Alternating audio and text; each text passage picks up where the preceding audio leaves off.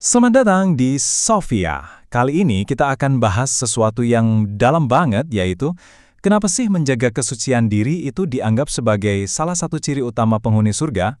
Yuk, kita bedah lebih dalam.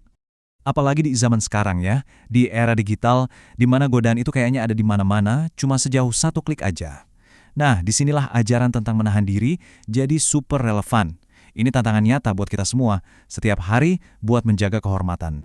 Jadi, inti dari sifat para penghuni surga, atau yang sering disebut Ahlul Jannah, itu ternyata adalah kemampuan untuk menjaga kehormatan diri dari perbuatan zina. Ini bukan sekedar larangan biasa loh, tapi lebih ke sebuah karakter mulia yang harus kita pupuk selama hidup. Oke, sekarang coba kita lihat gimana kitab suci membingkai masalah ini. Ini tuh kayak dua sisi mata uang. Di satu sisi, ada janji pahala yang luar biasa besar buat mereka yang sanggup bersabar. Tapi di sisi lain, ada peringatan yang sangat keras bagi yang melanggar. Ini menunjukkan betapa pentingnya isu ini. Di sini kelihatan banget ada hubungan langsung antara sabar dan surga. Tempat tertinggi di surga itu dijanjikan sebagai balasan atas kesabaran. Dan salah satu bentuk kesabaran yang paling utama ternyata adalah menahan diri dari perbuatan zina. Nah, yang ini jaminannya luar biasa. Sebuah garansi langsung dari Nabi. Siapapun yang bisa menjamin dua hal, lisannya dari ucapan kotor dan kemaluannya dari perbuatan haram, maka surga dijamin untuknya. Ini seolah-olah ngasih tahu kita kalau dua hal ini, lisan dan nafsu, adalah ujian terbesar yang jadi penentu nasib kita. Poin ini penting banget untuk dipahami. Larangannya itu bukan cuma pada perbuatan zinanya, tapi bahkan untuk mendekatinya pun dilarang. Artinya apa? Ya artinya semua jalan, semua pintu, semua perantara yang bisa mengarah ke sana juga ikut terlarang. Ini adalah konsep pencegahan yang sangat-sangat komprehensif. Terus, seberapa serius sih perbuatan ini? Untuk memahaminya, kita perlu lihat posisinya dalam hierarki dosa-dosa besar. Ini bukan pelanggaran ringan, teman-teman, tapi salah satu yang paling berat, tepat setelah dosa menyekutukan Tuhan. Coba kita lihat urutannya ya.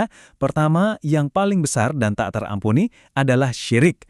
Kedua, membunuh, lebih spesifik lagi membunuh anak karena takut miskin. Dan di urutan ketiga, ada zina. Yang menarik, level dosanya ini bisa bertambah berat loh, tergantung dengan siapa dilakukan. Misalnya, berzina dengan istri tetangga itu dianggap jauh lebih parah, karena itu sama saja melanggar dua hak sekaligus, hak Tuhan dan hak tetangga. Selanjutnya, apa konsekuensinya? Nah, dampak dari perbuatan ini dijelaskan bukan cuma terjadi di akhirat nanti, tapi juga membawa akibat yang merusak langsung di dunia ini.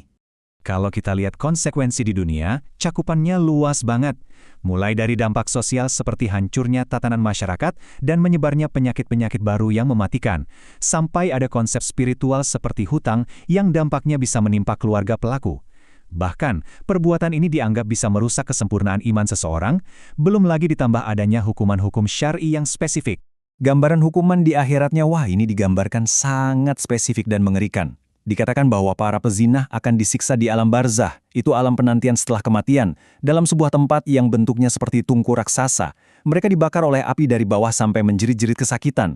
Kalau soal hukuman-hukum yang disebut hudud tadi, ada perbedaan yang jelas. Untuk pelaku yang belum menikah, hukumannya adalah dicambuk 100 kali. Sedangkan untuk yang sudah pernah menikah atau muhson, hukumannya jauh lebih berat, yaitu rajam. Ingat kan prinsip tadi, jangan mendekati zina? Nah, karena prinsip itulah, ada serangkaian langkah-langkah pencegahan yang sangat praktis, yang dirancang untuk menutup semua pintu dan celah yang bisa mengarah ke perbuatan itu.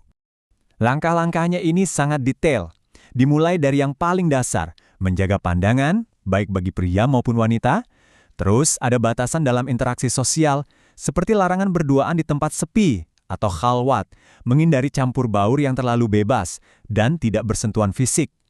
Untuk wanita ada anjuran spesifik, seperti tidak berdandan berlebihan di depan umum atau melembutkan suara tanpa keperluan.